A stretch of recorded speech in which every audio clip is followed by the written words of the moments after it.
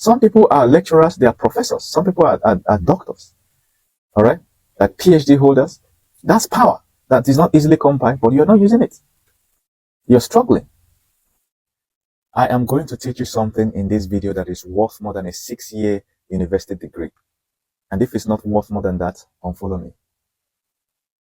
This happened to me, real life story, and somebody taught me something that changed my life, and it's supposed to be a secret.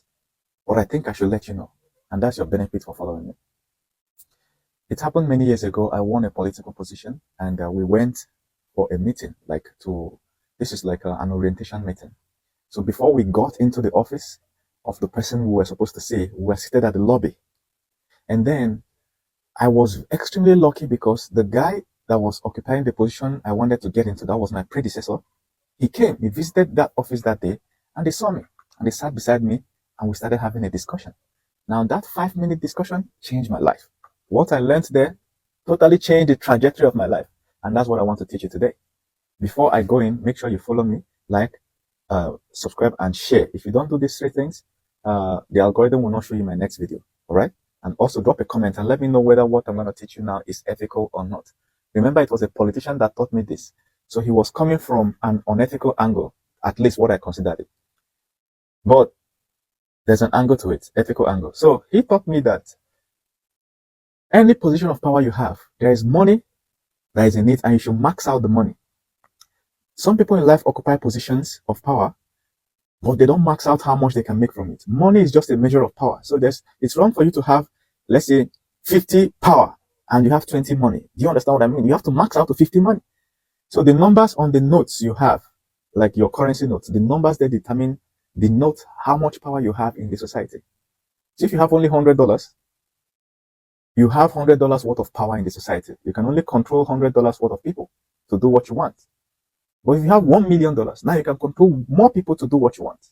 I'm not going to go too deep in that direction, but I'm giving you I'm laying the foundation for what he taught me. So he taught me that now I'm getting into power, I should try and max out the money that is in that position. And this guy was very rich. He actually came with police entourage and all. And me, I just walked to the place.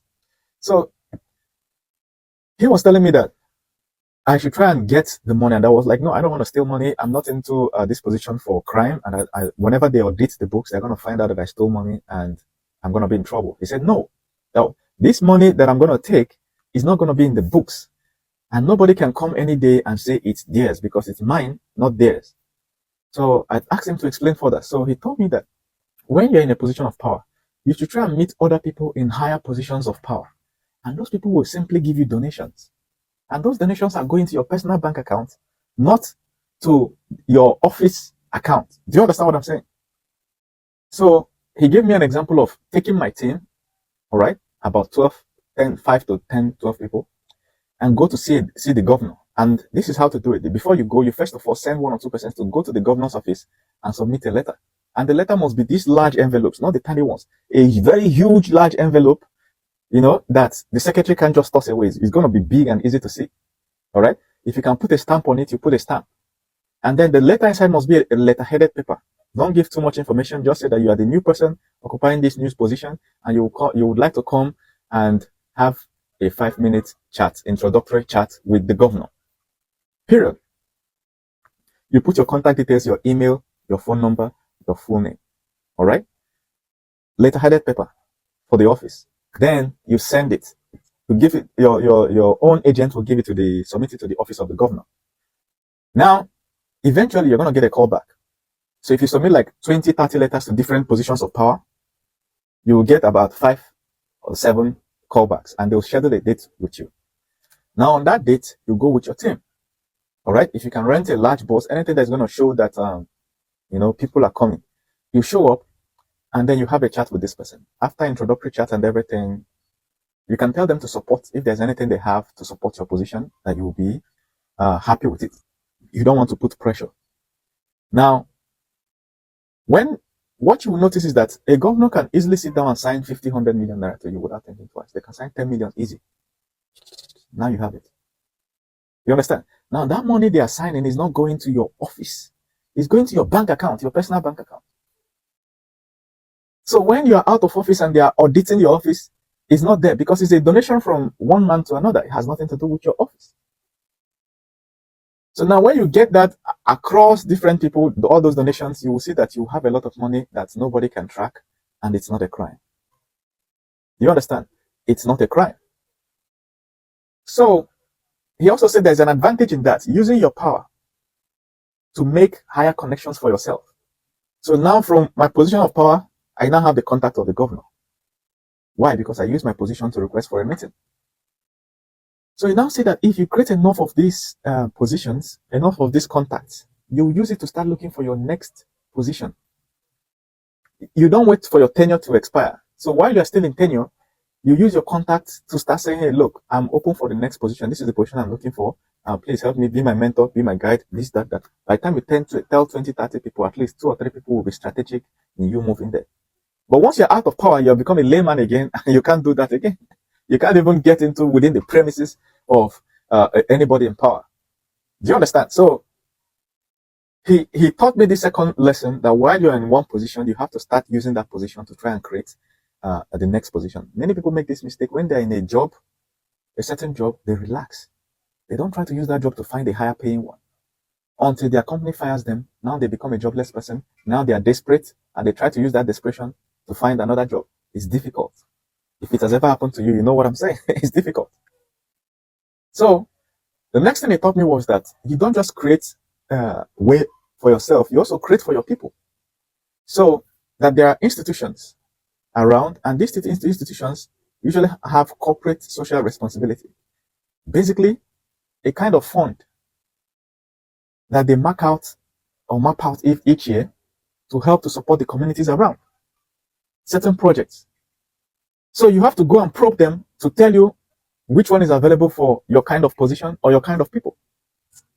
Do you understand? So if you're starting a company, let's say there's an institution, all right, around, and you are starting a startup, you have to write a letter to the institution demanding, all right, that they support the startup, or asking, do they support startups like yours? Is there a grant that they have? So most institutions have grants that they have to give.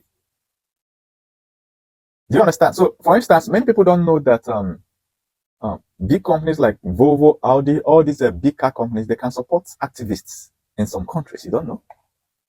You understand? So you write to them and ask whether they have such support for your kind of business or your kind of position. Before you write to 2030, you will see 2, 3 to 5 that will respond and say, yes, we have it. This is how you can apply. And this is who you're going to talk with in our company. They give you a contact. What do? You prepare the application and submit. Within a few months, the money is ready. Okay? And then you use that money to do what you applied for, which is to help your people. So for instance, if they are granting scholarships, some companies like Shell, Chevron, all these other companies, they grant scholarship to people within universities. So if they issue you funds for scholarship, you grant scholarship, but you grant to your people. It's politics now, right? So you grant to your team and to the rest of the people, so that when you are running for your next position, now you have a lot of people who will support you because what? You helped them when you were in power, and you did it properly and legally. This guy drilled some of these things into my mind, and I started seeing life differently.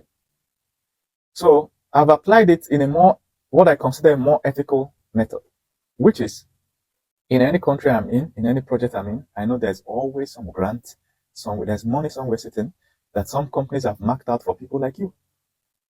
There's always some NGO that can support. And also, when you're in position of power, you should always support, because now I know if somebody's trying to use this method or formula on me, I know what they're trying to do, so I have to support them. And this is what politicians are doing today. Have you ever seen some celebrities? Have you ever wondered why some celebrities throw extremely lavish birthday parties? Very lavish. Why? Because they invite rich people to those events, and these rich people give them money as donations. So somebody can use 20 million naira, which is around $15,000, to run at their birthday, and at the end of the day, they are going home with $100,000 to $200,000 in donations. Now, these people that are donating, why are they donating? It's an investment for that rich person, because you have something that you're giving them back. And that's another point. Don't just walk up to a rich person trying to just milk them. You understand? there has to be something they can benefit from you. Like what the guy told me was that when I got that position, elections were near. So these people are more likely to support you, knowing that during the elections, they're going to send one of their agents to come and meet you to help you facilitate the groundwork. Do you understand? Uh-huh. And then when you're going, you buy gifts. Even if it's not a gift the person can use personally, let it be something they can keep in their office and they can gift other people. Like t-shirts, like wines, like shoes. Do you understand? And so on. High quality, buy it and give them. Once you give somebody something, they feel indebted to you. When you now say, please, we need some donation, they feel like they want to donate something. I'm not talking about it from a manipulative point of view. I'm talking about it from a human relationship.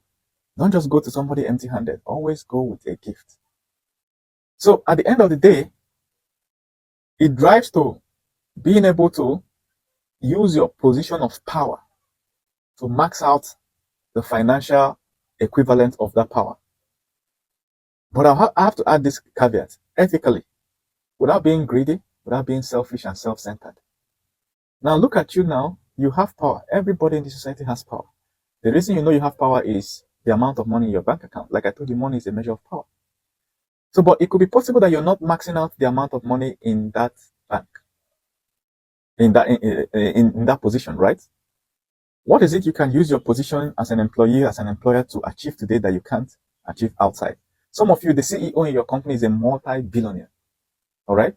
As an employee, you can meet him because you're working in the same company. You can come up with ideas, document it very well, and submit to him and ask him to fund the idea, separate you from the company so you can build the idea. See, now he has helped you start your own company. But you can't have that audience with him if you're not working in that company. By the time they fire you and you come up with that idea, it's too late. The security at the gate won't even allow you in because you don't have name tag. Do you understand what I'm saying? There are many things. There is power you have today. Some of you are abroad. That's power. What can you use that position of power to start in Nigeria and it will work better than what a Nigerian or an African can start from within Africa? Some of you are in countries where PayPal works. PayPal doesn't work in Nigeria. It only allows you to send money you can't receive. And PayPal is the number one payment platform in the whole world. Some of you are in countries where it works and you don't know what to do with it. You are in countries where you can start businesses on Amazon. You are in countries where you can start YouTube. Do you know in Nigeria, if you have 1 million YouTube views, right? YouTube pays. I have a course on it. That's course 4 on braintem.org. If you go to my website, go to my profile, you'll see the link, braintem.org. Course 4. If you go to this course 4, right, and you take it and you start running your YouTube properly and it grows and you start making money, YouTube can be paying you, for instance, $3 per 1 million views, for instance, in Nigeria. But do you know that if you're abroad, like in the US, and you have the same 1 million views, they can be paying you up to $10. There's more money they can pay you for the same thing.